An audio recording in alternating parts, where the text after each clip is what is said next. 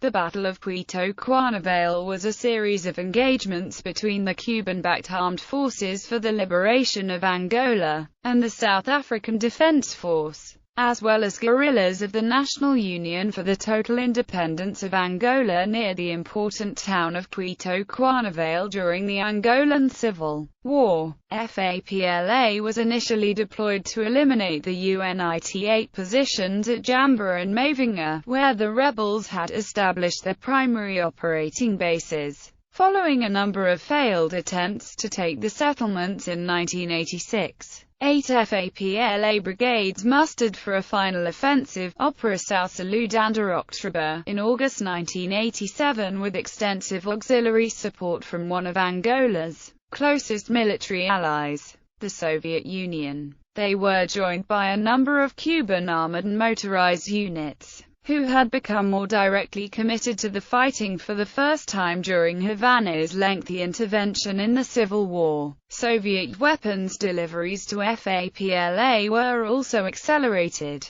including over 100 T-62 tanks and strike aircraft seconded from the Warsaw Pact's Strategic Reserve. South Africa, which shared a common border with Angola through southwest Africa, was then determined to prevent FAPLA from gaining control of Jamba and allowing insurgents of the Marxist Southwest African People's Organization to operate in the region. Saúde under October prompted the South African military to underpin the defense of Jamba and launch Operation Modular with the objective of stopping FAPLA's offensive. The Angolan government and its Soviet advisory personnel had failed to make contingency plans for South African intervention. Despite advance warnings from Umkhonto of an imminent SADF counterattack. The campaign which followed culminated in the largest battle on African soil since World War II, and according to some accounts,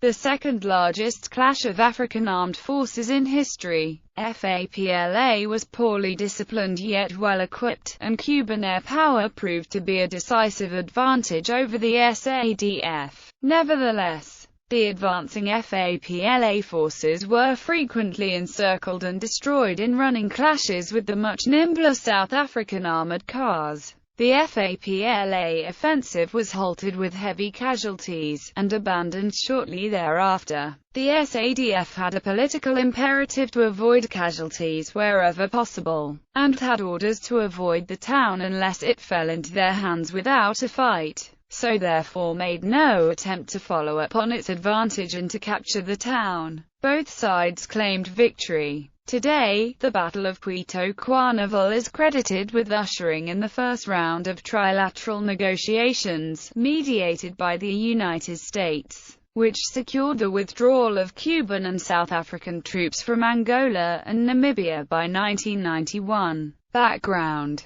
the Angolan Civil War played out against the backdrop of the Cold War struggle between the Soviet Union and the United States. Both superpowers tried to influence the outcome of the Civil War through proxies. For 13 years until 1974, three armed groups fought for Angola's independence from Portugal. The Soviet-backed Popular Movement for the Liberation of Angola, led by Agostinho Neto, the Conservative National Liberation Front of Angola, led by Holden Roberto and supported by Mobutu Sese Seko of Zaire, and UNITA, led by Jonas Savimbi, later sponsored by the U.S. Central Intelligence Agency in South Africa. After the Carnation Revolution of April 1974 in Portugal, the new revolutionary government of Portugal let go of Portugal's African overseas possessions, including Angola. The Treaty of Alvor comprised a series of agreements between the three rebel factions and Portugal that were to pave the way to independence. Under its terms, a transitional government was formed, elections were scheduled for the end of the year, and the 11th of November 1975 was slated as Angola's Independence Day. Fighting between the three rebel factions started soon after the transitional government took office on the 31st of January 1975. with each movement gaining control of their traditional areas of influence by mid-1975. The MPLA in the capital and central Angola, the FNLA in the north and UNITA in the south. The FNLA was effectively eliminated in the 1970s,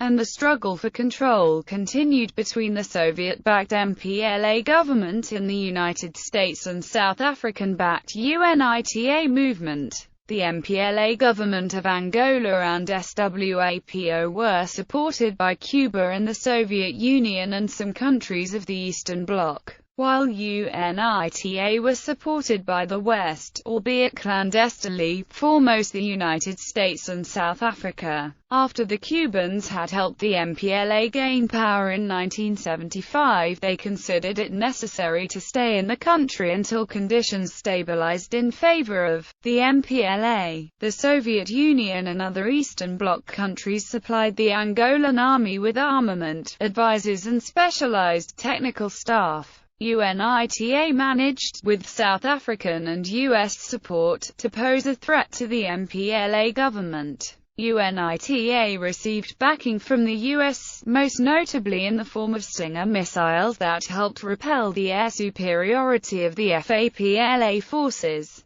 South Africa provided UNITA with military support in the form of occasional cross-border missions from Southwest Africa. Despite the termination of the League of Nations mandate by the UN General Assembly in 1966, which South Africa refused to recognize, South Africa had continued to govern Southwest Africa. 1966 saw the beginning of the armed resistance by the SWAPO and South African counter-insurgency operations. After Angola's independence in 1975, SWAPO gained the support of the Angolan government and operated against the South African forces from bases in southern Angola. The South African government's strategic concern was thus to ensure continued UNITA control over regions bordering Namibia, so as to prevent the SWAPO guerrillas from receiving Angolan support and gaining a springboard in southern Angola from which to launch attacks into Southwest Africa. Its security strategy was shaped by the doctrines of preemptive interventionism and counter-revolutionary warfare. Following the South African Operation Protea in August 1981, in which it temporarily occupied 50.000 square kilometers of Cunene province, UNITA took effective administrative control of most of Cunene in January 1982. Operação Saludando October. Because of the UNITA insurgency, the central government never managed to gain control of the whole country. UNITA had control of much of southeastern Angola. Whenever it was threatened, South Africa intervened on its behalf. South Africa kept the whole southern border in Angola and at times, up to 50,000 square kilometers of Cunene province occupied and conducted invasions and raids into the country. In 1987, as part of the Angolan government campaign against UNITA and for the control of southeastern Angola, the Angolan army launched campaign Operação Saludando October to drive UNITA forces from their stronghold cities of Mavinga, a former Portuguese military base, and Jamba in the southeast of the country just above the Caprivi Strip. Major General Ryabachenko would command the Angolan forces in the battle.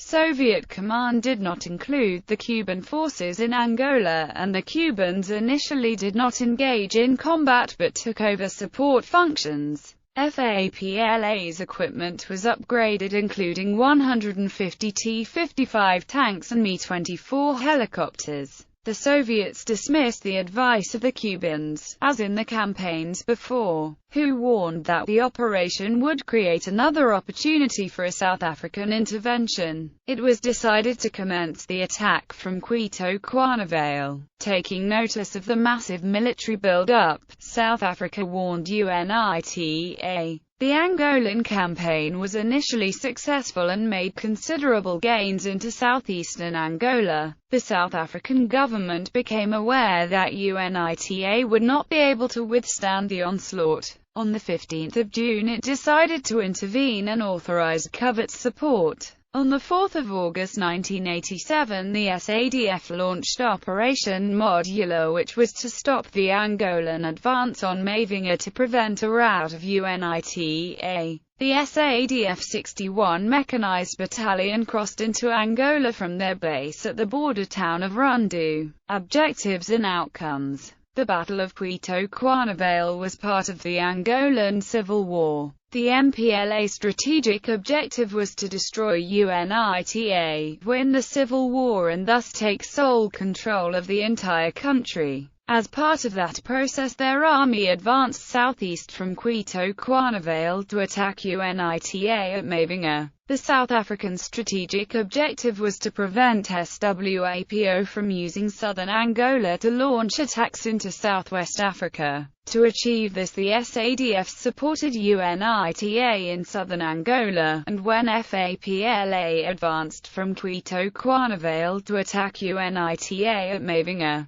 the SADF intervened to protect UNITA by stopping that advance. The FAPLA attack was comprehensively smashed by the SADF intervention, with FAPLA and its Cuban allies suffering heavy casualties. The SADF objective was thus achieved, in that the FAPLA advance was halted outside Cuito Cuanavale, and was abandoned shortly thereafter. The Cuban-Angolan objective was thereafter reduced to securing the town of Cuito Cuanavale on the west of the river from capture. The SADF had a political imperative to avoid casualties wherever possible. There was never an attempt made to capture the town of Cuito Cuanavale, and the SADF had orders to avoid the town unless it fell into their hands without a fight. Although the SADF achieved its objective of smashing the advance and protecting UNITA, FAPLA, Cuba also claimed victory in the battle. In a speech to the Cuban people delivered while visiting Cuba in 1991, Nelson Mandela repeatedly reiterated this view, and claimed that the Battle of Cuito Cuanavale marked an important step in the struggle to free the continent and our country of the scourge of apartheid. This perspective locates the outcome of the battle within the context of the withdrawal of the SADF from Angola and the independence of Angola. The UNITA strategic objective was to survive, and ultimately to rule the country. They succeeded in surviving, and they continue to contest elections, but have never won a parliamentary majority.